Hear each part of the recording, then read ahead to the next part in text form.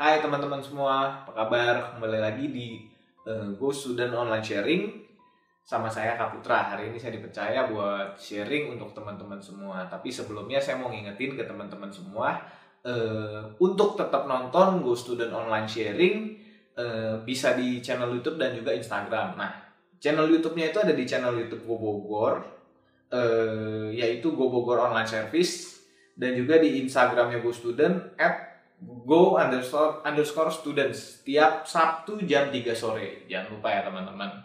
Oke, hari ini saya dipercaya buat sharing ya teman-teman semua. Nah, kebetulan yang mau saya sharingkan ini selama sebulan belakangan ini sedang saya alami juga. Nah, hari ini topiknya adalah belajar dari Ayub. Nah, teman-teman pasti udah sering dengar ceritanya Ayub lah ya.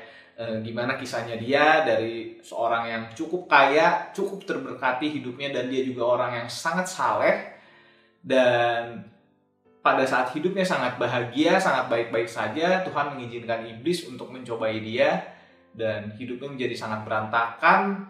Namun dia tetap setia, dia tetap berada di jalurnya Tuhan. Dia nggak melenceng ke kiri ke kanan, atau dia menganggap Tuhan jahat dan dia meninggalkan Tuhan. Enggak, dia tetap percaya bahwa Tuhan sangat menyayangi dia gitu, dan Tuhan nggak meninggalkan dia, dan pada akhir hidupnya dia malah diberkati lebih lagi dari yang sebelumnya. Padahal sebelumnya dia udah cukup terberkati, bahkan dia menjadi lebih diberkati lagi di ending hidupnya. Nah, hari ini saya mau sedikit sharing, kita belajar dari si kisah Ayub ini. Nah, sebelumnya kita buka firman Tuhan dulu ya. Ada di Ayub 2 ayat 1 sampai 13. Ini saya bacain ya. Ayub 2 ayat 1 sampai 13. Pada suatu hari datanglah anak-anak Allah menghadap Tuhan, dan di antara mereka datang juga iblis untuk menghadap Tuhan. Maka bertanyalah Tuhan kepada iblis, dari mana engkau? Lalu jawab iblis pada Tuhan, dari perjalanan mengelilingi dan menjelajah bumi. Firman Tuhan kepada iblis, apakah engkau memperhatikan hamba-Ku Ayub? Sebab tiada seorang pun di bumi seperti dia yang demikian saleh dan jujur, yang takut akan Allah dan menjauhi kejahatan. Ia tetap tekun dalam kesalehannya, meskipun kau telah membujuk aku melawan dia untuk mencelakakannya tanpa alasan. Lalu jawab iblis kepada Tuhan, kulit ganti kulit, orang akan memberikan segala yang dipunyainya ganti nyawanya. Tapi ulurkanlah tanganmu dan jamalah tulang dan dagingnya. Ia pasti mengutuki engkau di hadapanmu. Maka firman Tuhan kepada iblis, nah, ia dalam kuasamu, hanya sayangkan nyawanya. Kemudian iblis pergi dari hadapan Tuhan, lalu ditimpanya Ayub dengan bara yang busuk dari telapak kakinya sampai ke batu kepalanya. Lalu Ayub mengambil sekeping beling untuk menggaruk-garuk badannya sambil duduk di tengah-tengah abu. Maka berkatalah istrinya kepadanya, masih bertekunkah engkau dalam kesalehanmu? Kutukilah Allahmu dan matilah. Tapi jawab Ayub kepadanya, kau berbicara seperti perempuan gila. Apakah kita tidak mau menerima yang baik dari Allah, tetapi tidak mau menerima yang buruk? Dalam kesemuanya itu Ayub tidak berbuat dosa dengan bibirnya. Ketika 3 sahabat Ayub mendengar kabar tentang segala malapetaka yang menimpa dia, maka datanglah mereka dari tempatnya masing-masing, yaitu Elifas, orang Teman, dan Bildad, orang Suah, serta Zofar, orang Nama. Mereka bersepakat untuk mengucapkan belasungkawa kepadanya dan menghibur dia. Ketika mereka memandang dari jauh, mereka tidak mengenalnya lagi. Lalu menangislah mereka dengan suara nyaring. Mereka mengoyak jubahnya dan menaburkan debu di kepala terhadap langit. Lalu mereka duduk bersama-sama dia di tanah selama 7 hari 7 malam. Seorang pun tak mengucapkan sepatah kata kepadanya, karena mereka melihat bahwa sangat berat penderitaannya. Nah, dari Ayub 2 ayat 1 sampai 13 ini teman-teman kurang lebih sudah bisa menggambarkan sedikit lah gitu penderitaan Ayub itu seperti apa gitu. Bahkan istrinya sampai bilang, istilahnya, lu mau saleh apa lagi gitu, lu mending, bahkan istrinya bilang, kutukilah Tuhanmu gitu.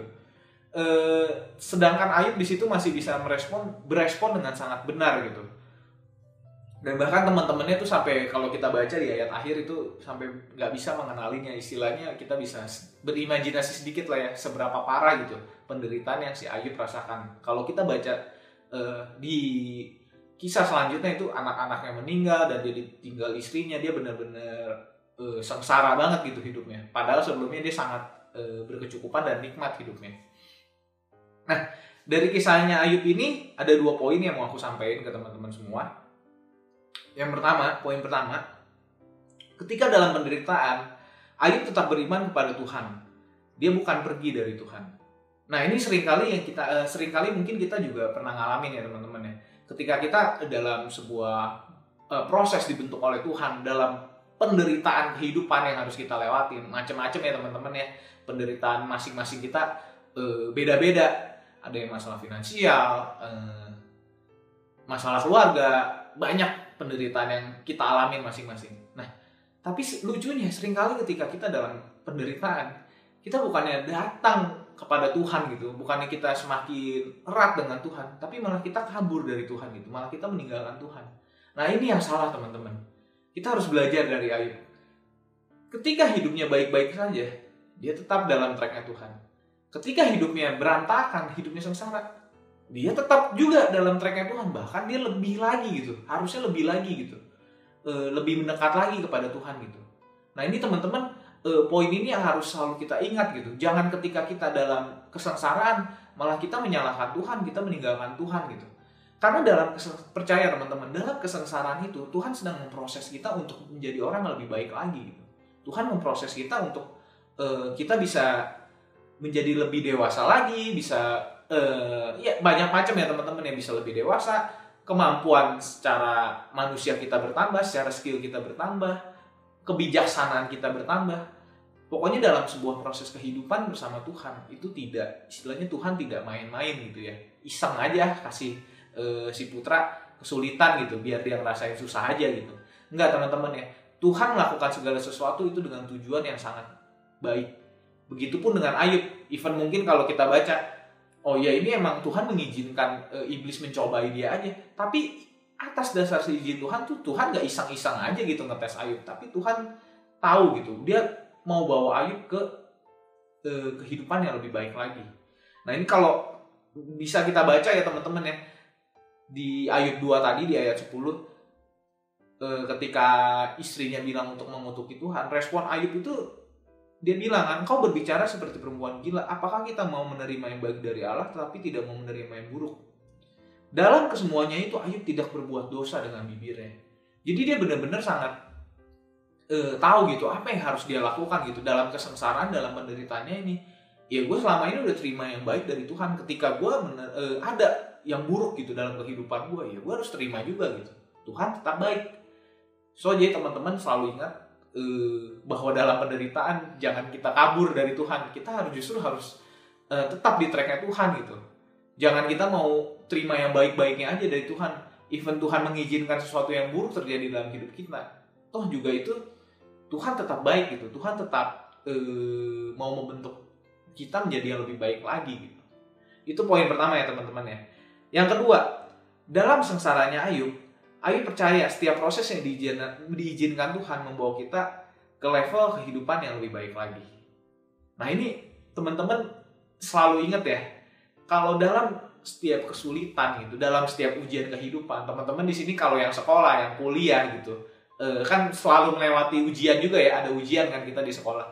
Itu ya ujian umumnya kan kita pasti sulit nih gitu. Tapi dengan melewati ujian ini menunjukkan bahwa kita memang mampu gitu, bahwa kita oh ya emang saya bisa gitu di pelajaran A, pelajaran B gitu. Sama teman-teman, di dalam kehidupan pun ketika kita melewati ujian itu tuh kita dibawa ke level selanjutnya oleh Tuhan gitu.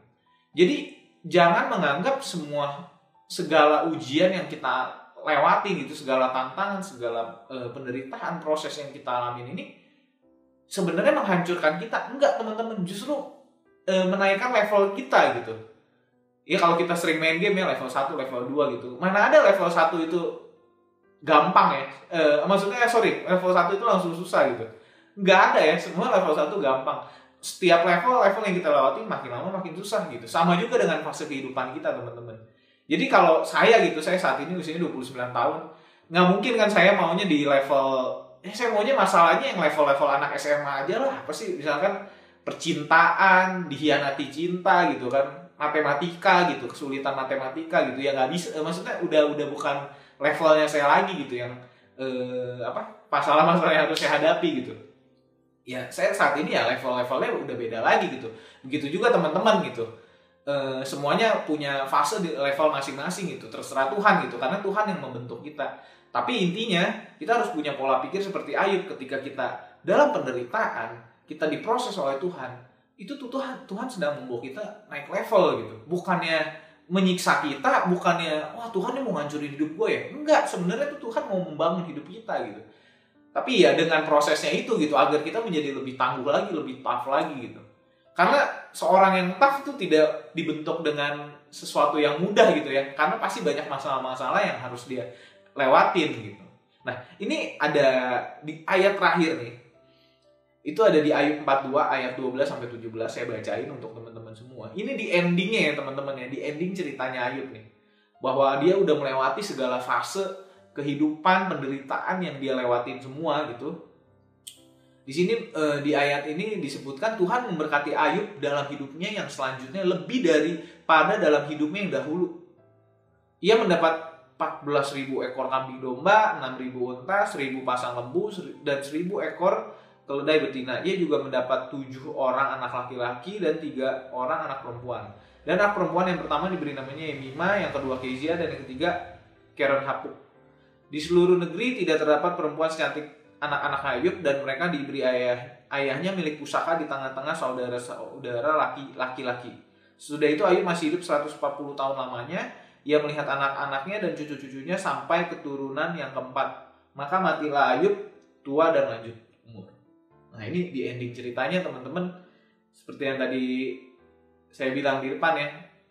Ya Ayub udah naik ke level selanjutnya gitu. Dia bahkan diberkati lebih dari yang sebelumnya ia diberkati gitu. Sebelumnya aja dia udah kaya banget.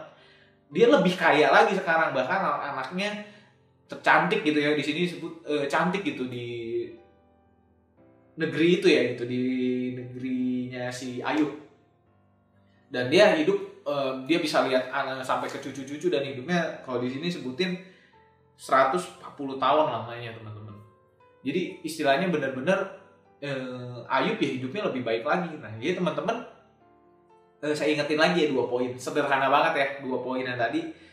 Ingat poin yang pertama, ketika dalam penderitaan kita harus tetap beriman kepada Tuhan, bukannya kita pergi dari Tuhan. Yang kedua, dalam proses kehidupan kita, dalam penderitaannya kita, selalu percaya seperti Ayub bahwa proses yang diizinkan Tuhan ini membawa kita ke level yang lebih tinggi lagi. Jadi teman-teman,